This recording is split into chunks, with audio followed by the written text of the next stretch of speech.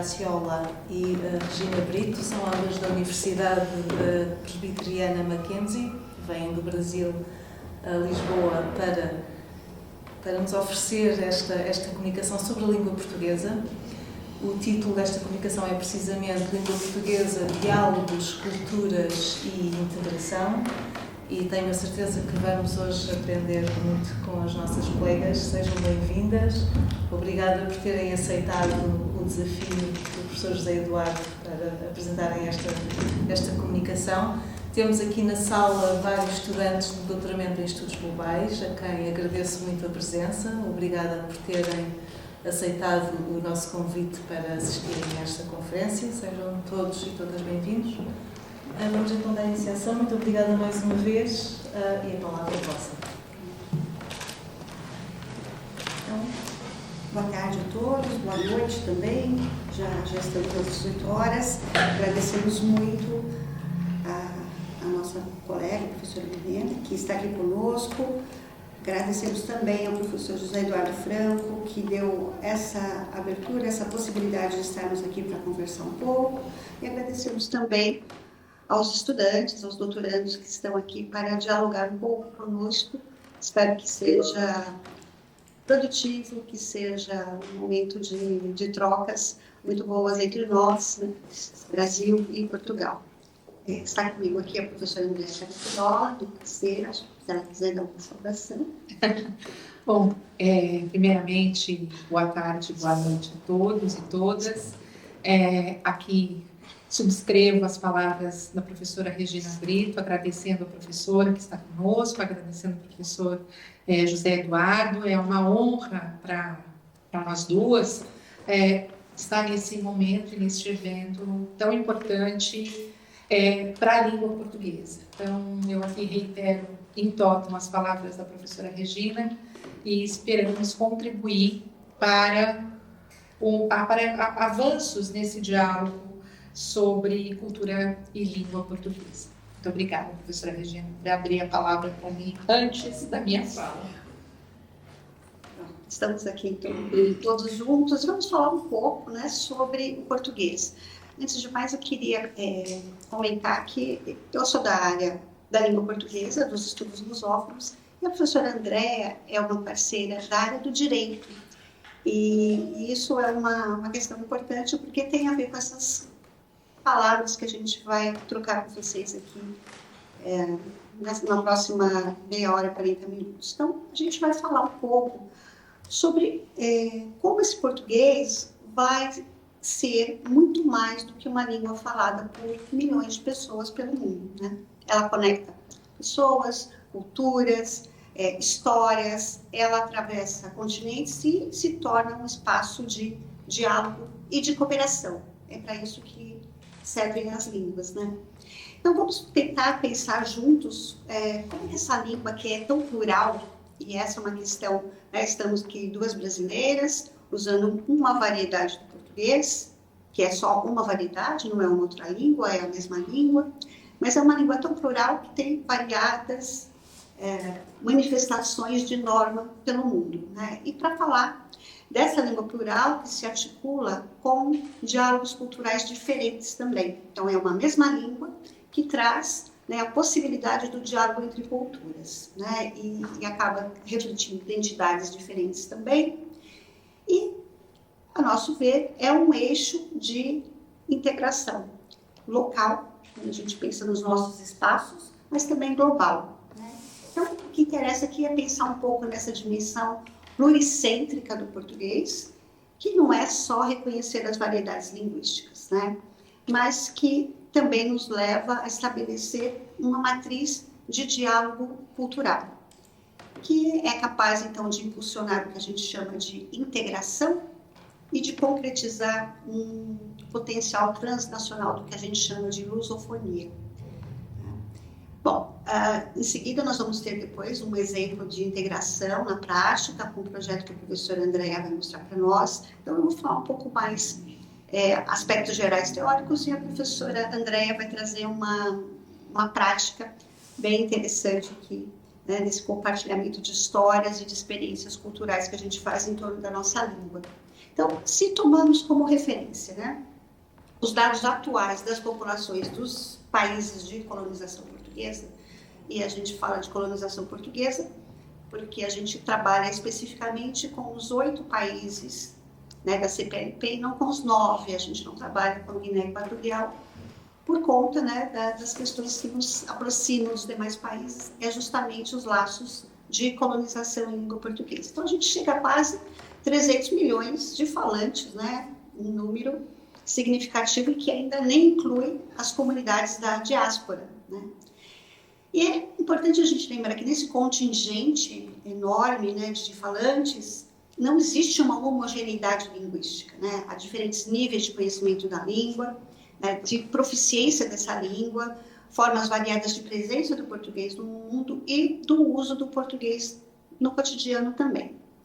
Então, a gente poderia fazer até uma retomada histórica, falar que, né, do século XIV até o século XIX a gente tinha apenas o português como uma língua central, né? O português só tinha uma variedade central, que era um monocentrismo, né, da variedade do português europeu. Na segunda metade do século XIX, a gente começa a perceber uma mudança nessa dinâmica. Então, a gente tem a ida da família real para o Brasil, isso cria uma movimentação diferenciada no português daquela, então, colônia, né? E vai se iniciar, lentamente, é lógico, um processo de bicentrismo. 2 normas vão começar a conviver e a se fortalecer. Então, a gente vai ter, na segunda metade do século XIX, e aí a gente avança depois da ida da família real para lá, com o romantismo, questões que vão falar de uma língua, de um projeto de uma língua nacional.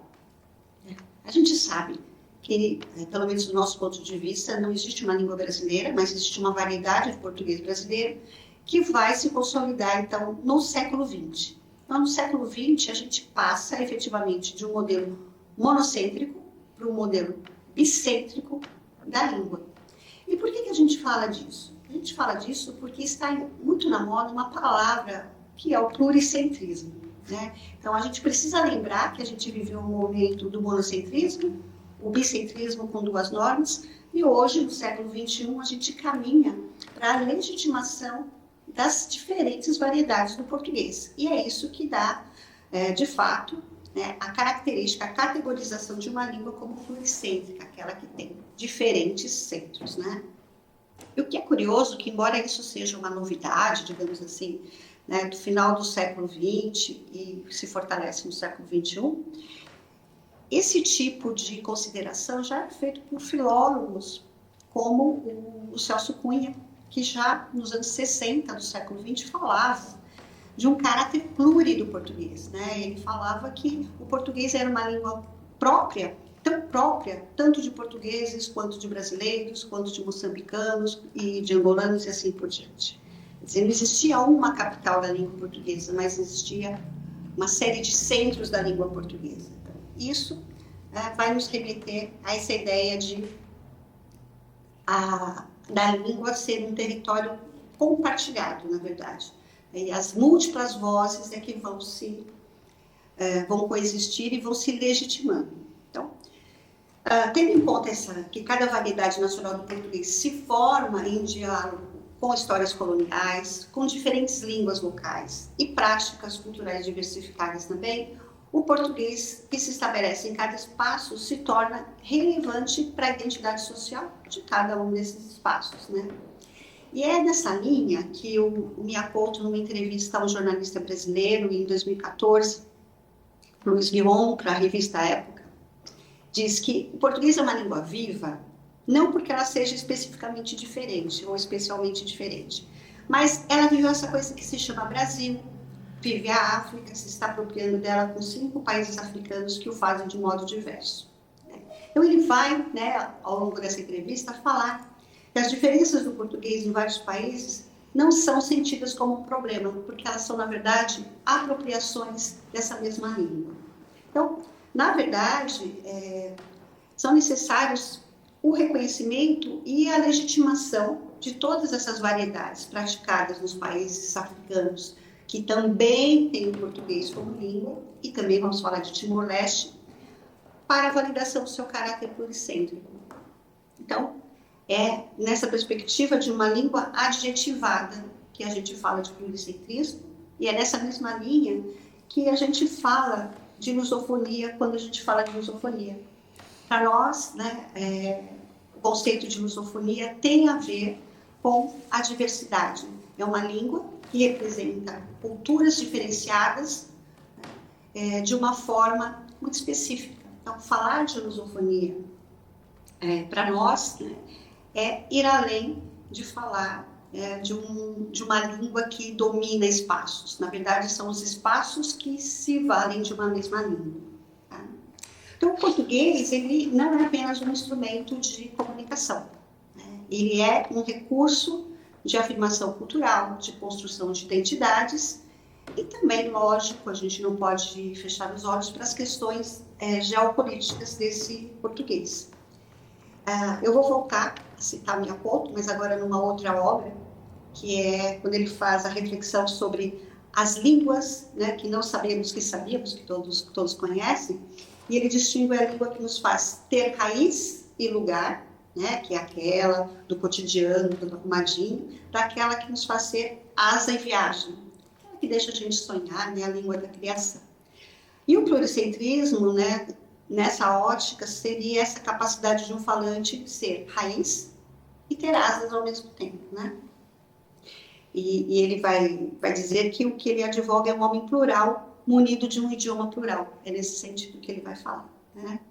E é essa metáfora que ajuda a gente a entender o que seria uma língua sem fronteiras, que também está na gênese do que a gente pensa de lusofonia. Então, a língua portuguesa, em sua totalidade, não apenas permite a comunicação funcional, essa raiz que a gente tem do biculto, mas confere um passaporte para a viagem entre identidades diversas e a possibilidade de visitar a intimidade dos outros, que seriam as asas do Miyako.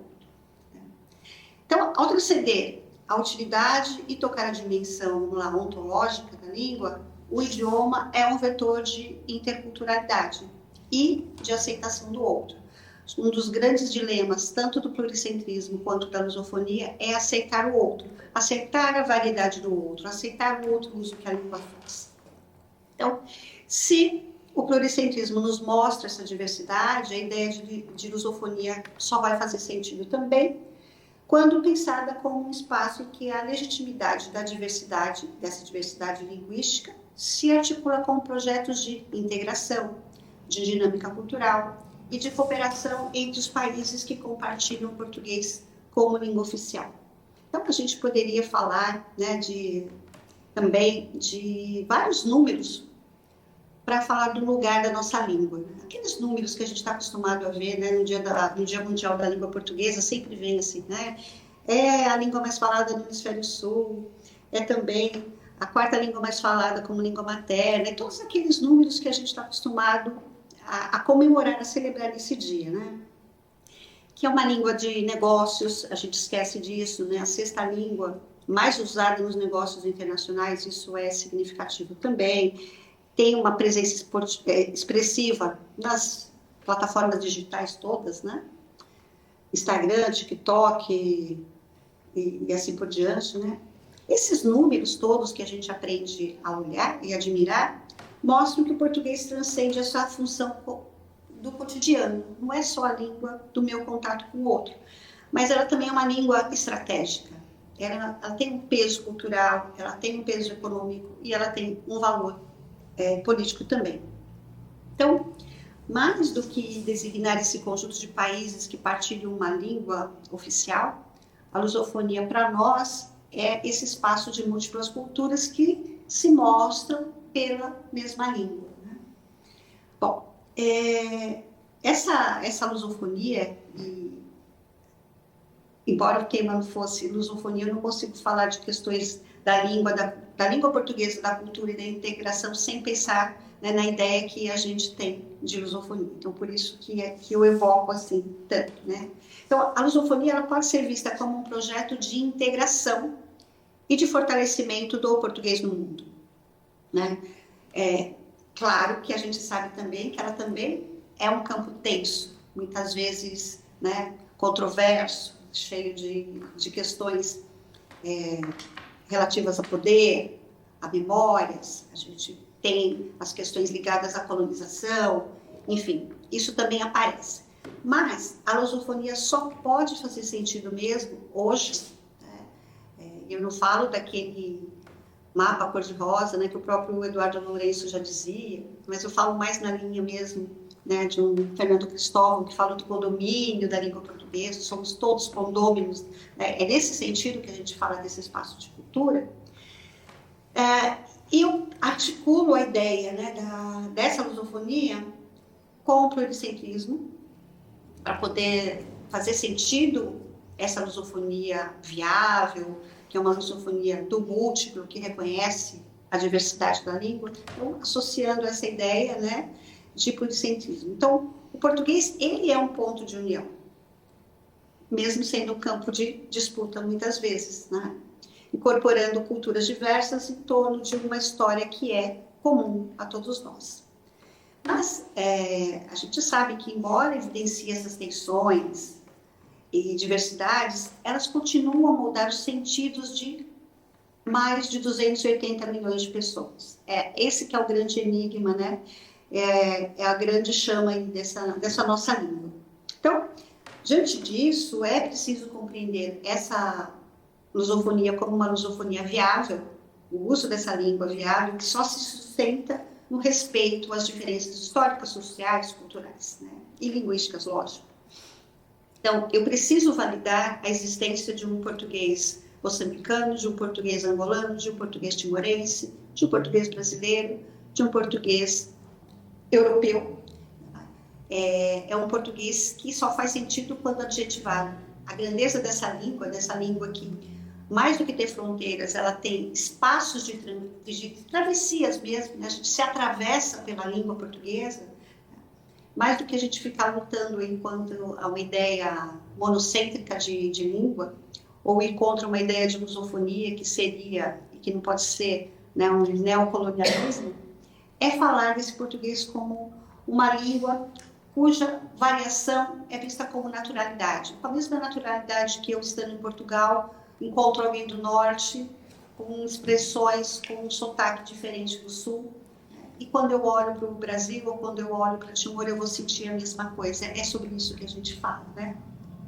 Então, essa lusofonia adjetivada como viável, como possível, como admissível, deve ter sua identidade construída numa dinâmica pautada no respeito, no conhecimento, no reconhecimento, para poder legitimar todas essas variedades, né? E é assim que a gente vai concretizando a possibilidade, né, de uma língua portuguesa sem fronteiras, que é uma das questões que nos pautam também. E para isso, a gente passa por ações que, né, demandam de estratégias institucionais, mas que também devem contar com aquilo que está ao nosso alcance. Então, a gente pode falar, a CPLP, a Comunidade dos Países de Língua Portuguesa, tinha que agir melhor, tinha que fazer mais, os ministérios, né, do Brasil, de Portugal, de Moçambique, deveriam fazer mais. Mas a gente também, na universidade, precisa fazer alguma coisa também. A gente também tem, né, essa possibilidade. Então, a gente pode pensar, por exemplo, a educação como um espaço de desfronteirizar o currículo. Então, quando a gente traz literaturas de outros espaços de língua portuguesa para as nossas salas de aulas, a gente está fazendo isso. Eu estou trazendo outras culturas que só chegam a mim pela língua portuguesa. Porque, por exemplo, não sei falar nenhuma língua moçambicana, e se não for por um autor moçambicano que escreve em português contando as coisas daquela cultura, eu não vou conseguir me apropriar desse elemento cultural de um país irmão. A gente pode fortalecer a produção e difusão de conteúdos em todas as variedades do português, promovendo ações, por exemplo, por plataformas digitais compartilhadas. A gente pode pensar projetos em que mostrem essa variação, né, já há vários, o Observatório da Língua Portuguesa, o nosso cyber, né, da língua portuguesa, mostra esse diálogo também. Então, a gente precisa pensar nisso. A gente pode robustecer ações de português como língua de acolhimento. Então, por exemplo, nós temos um projeto na nossa universidade que trabalha com escolas públicas que tem um número grande de imigrantes de diferentes nacionalidades. Nós estamos com uma escola muito próxima a nós que tem 21 nacionalidades. Então, o que fazer com um professor que vai dar aula para essa turma, que é um professor que tem que manifestar o seu currículo todo em língua portuguesa? O que a gente faz também com esse aluno que precisa ser integrado à comunidade escolar, à família dele e mais, os nossos alunos falantes de português, nesse contexto também como é que fica? Então a gente também precisa pensar nisso. Então são ações que estão muito ao nosso alcance, né? E combater preconceitos linguísticos, a xenofobia também. A gente poderia aqui tratar de exemplos que estão acontecendo nos Estados Unidos, por exemplo, né? Que você pode ser preso por conta do seu sotaque. Então existe uma determinação da Suprema Corte que se o indivíduo tiver um sotaque que não é o sotaque esperado, ele pode ser preso. Então, essas questões, né, a gente não pode deixar fora do nosso alcance, porque o nosso mundo anda meio complicado nessas questões também, né, mesmo nos espaços de língua portuguesa, né. Bom, enfim, a língua é o veículo e a integração para nós é o destino. É para isso que serve a língua, né? E é justamente nesse ponto que a língua deixa de ser apenas um objeto de estudo e se transforma em instrumento de ação concreta. Né? E ela é um patrimônio cultural, mas ela é esse recurso vivo de integração, de cooperação, que transforma conhecimento em impacto social. E é exatamente esse diálogo, né, entre a nossa teoria e a prática, entre pluralidade linguística e ação social, que a professora Andréa, que está aqui do meu lado, vai nos mostrar com o projeto que ela tem desenvolvido. Então, foi por isso que eu disse ao professor Zé Eduardo que eu queria que ele conhecesse esse projeto, porque é um projeto que integra direito, linguística, educação, né, comunicação, de uma forma muito prática, né, e que eu acho que todos vão apreciar muito mais de ouvir do que tudo isso que eu fiquei falando até agora. Então, muito obrigada, professora. Bom, é sempre muito difícil falar depois da professora Regina, ainda mais com essa responsabilidade toda que ela me entrega, né? Mas, enfim, eu reitero aqui o meu agradecimento e a minha felicidade de estar aqui, podendo compartilhar um projeto que temos desenvolvido em parceria com os tribunais regionais federais no Brasil, são alguns, né? Com o Conselho Nacional de Justiça e com a Universidade Presbiteriana Mackenzie, aquela na qual nós temos um vínculo e lecionamos. De qualquer modo, o desdobramento, né, de tudo aquilo que a professora Regina nos apresentou, de absoluta grande valia, encontra nesse projeto uma repercussão aplicada, uma repercussão um pouco mais prática. E foi nessa perspectiva que, diante do convite de estar aqui, me veio a ideia de poder, então, partilhar um pouco daquilo que estamos desenvolvendo nessa parceria tríplice da social e educacional. Né? Como a professora Regina disse, eu não sou da área de letras, eu não sou linguista, adoraria ser, né? Mas eu sou estudiosa do direito, sou advogada, advogo no Brasil e leciono uma disciplina de natureza aplicada também em prática, que é Direito Processual Civil. E é nessa perspectiva do direito que eu gostaria de trocar uma ideia com vocês, que eu gostaria de aplicar ou desenvolver essa ideia. O projeto que nós temos, denominado Interpre, é um projeto para aqueles que não falam a língua portuguesa, mas que no Brasil ou em qualquer outro país de língua portuguesa, portanto aqui em Portugal me parece que é possível até um convênio com o judiciário português, porque não sonhar é sempre bom, não é? Mas acusados que no Brasil não falem a língua portuguesa, mas que tenham sido apreendidos em flagrante ou que venham a responder um processo e que precisam, portanto, entender a imputação que lhes é feita, que precisam verbalizar e precisam também ser compreendidos nas defesas que apresentam, tudo isso em território, no caso brasileiro, mas em território no qual se fala a língua portuguesa, né? Então, primeiro ponto de partida que eu queria destacar, esse é um projeto na área do direito, para aqueles que são apreendidos e que não falam a língua portuguesa, mas que precisam apresentar as suas defesas, que precisam aí verbalizar em uma língua que não é deles. Lembrando que no Brasil nós temos algumas questões delicadas em termos numéricos. Nós temos uma vasta população indígena ainda, portanto nós temos 1,5 milhão de povos indígenas, com 305 etnias, falando 274 línguas que lhes são próprias. E que hoje não temos mais, apesar da aculturação, muitos ainda não falam a língua portuguesa, né? Nós também temos 2,5 milhões de pessoas com deficiência auditiva e que precisam se comunicar, precisam compreender, precisam, não é, se comunicar de alguma forma. E temos ainda, né, mais de 2.000 presos estrangeiros. Então, a gente tem um território de dimensões continentais recheado com alguns delicados problemas, entre aspas, no que se refere à comunicação, compreensão e apresentação de defesa e conhecimento e entendimento da imputação que lhes é feita. Mais especificamente, né, antes de falar da aplicação prática disso, é importante a gente resgatar algumas bases, alguns referenciais teóricos. A Constituição brasileira, assim como a Constituição portuguesa, asseguram, em primeiro lugar, o chamado devido processo legal, né?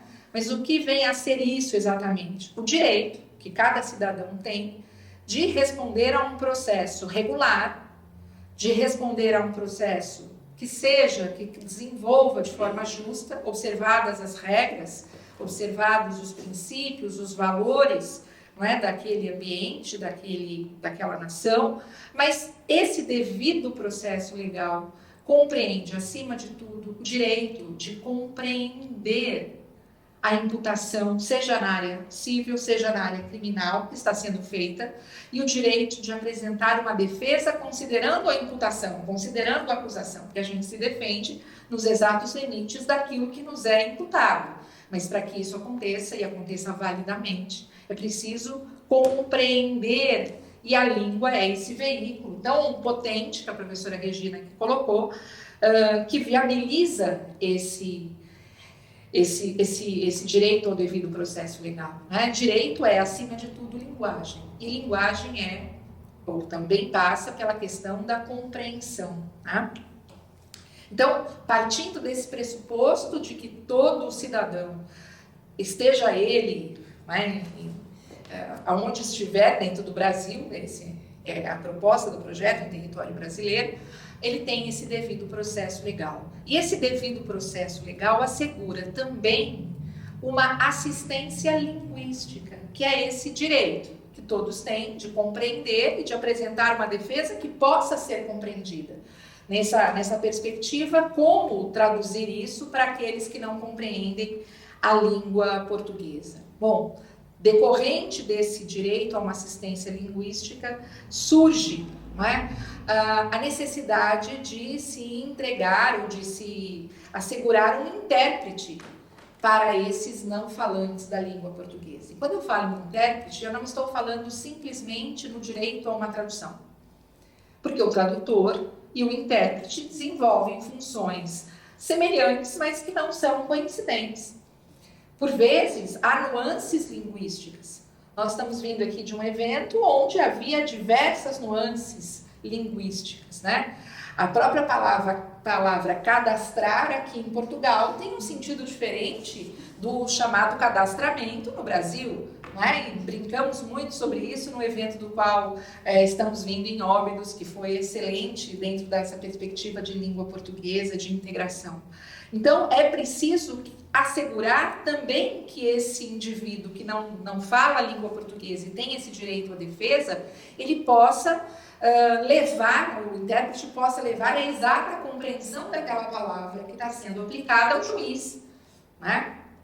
Então, nós temos essas questões que se colocam como importantes. O direito a um intérprete forense.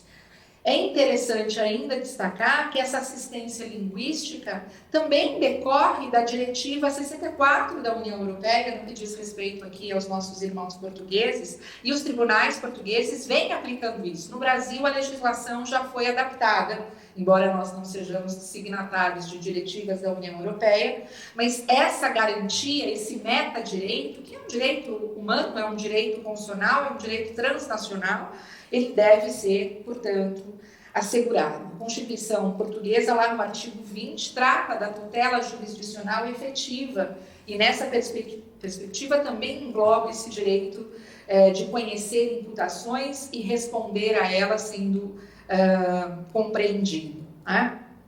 Bom, o fato é como superar a barreira linguística, como incluir esses indivíduos que não falam a língua portuguesa. Esse é um desafio enorme. Encontrar intérpretes não é uma tarefa fácil. Formar intérpretes não é uma tarefa fácil.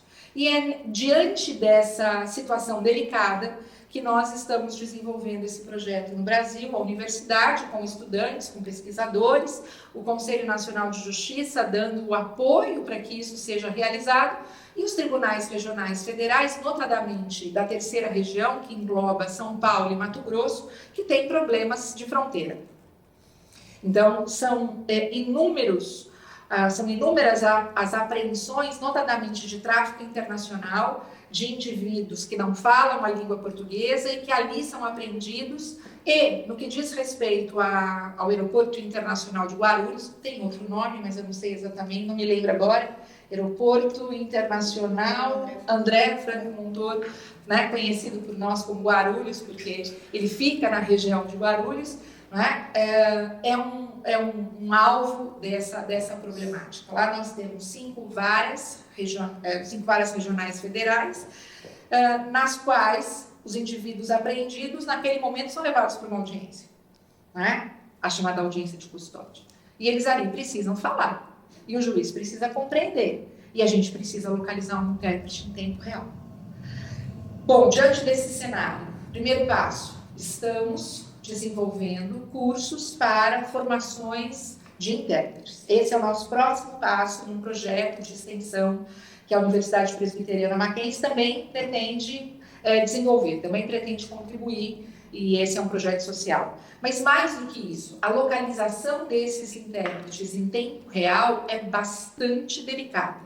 Então, foi apreendido um indivíduo de nacionalidade grega, imaginem, né? Poderia ser qualquer outro, ou foi apreendido um indígena. Eu preciso, para aquela audiência que vai se realizar em pouco tempo, localizar um intérprete. Como? Como viabilizar isso e não reter aquela pessoa pelo tempo além do necessário, do adequado, do correto? Então, nós também estamos desenvolvendo um projeto, uma plataforma de IA que pauta por geolocalização a localização desses intérpretes. Então, aqueles intérpretes interessados podem se cadastrar na ferramenta, as varas federais envolvidas com isso estão cadastradas na ferramenta e é feito um match processual, né? Não estamos no Tinder, mas estamos aí num match que localiza e integra e une tradutores / intérpretes e as necessidades do judiciário naquele momento, naquelas varas. Dada a disponibilidade, dada a data e horário de audiência, sendo possível, a integração acontece e a audiência ocorre de forma online.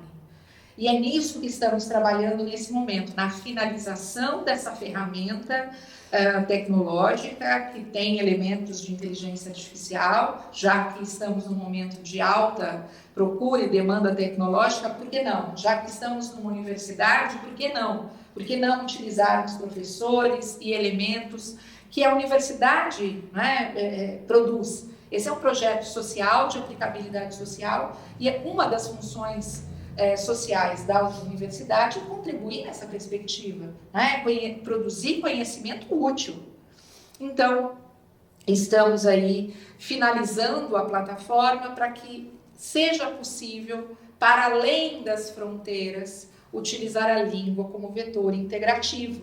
Então, me pareceu assim complementar a fala da professora Regina, contribuir, né, ouvir sugestões, porque é um projeto aberto. E nesse momento em que, notadamente, Portugal vem enfrentando uma onda migratória, né, um tanto quanto alta, né, não vou entrar em posições pessoais, mas os números dizem que a imigração está um tanto quanto desordenada, né, seria também útil, quem sabe, utilizarem, se não esse projeto, mas quem sabe se ligarem a nós, se linkarem, não é, a um projeto mais global, já que estamos aqui discutindo estudos globais. Essa me parece uma possibilidade, não é? E é obviamente que estamos abertos para a integração, para conversarmos, para dialogarmos nessa perspectiva de direitos fundamentais, de estudos globais na construção e efetivação de direitos sociais, de direitos humanos, e por que não usando as ferramentas tecnológicas. Então, a minha contribuição é nesse sentido. Agradeço mais uma vez a palavra e a gentileza de todos.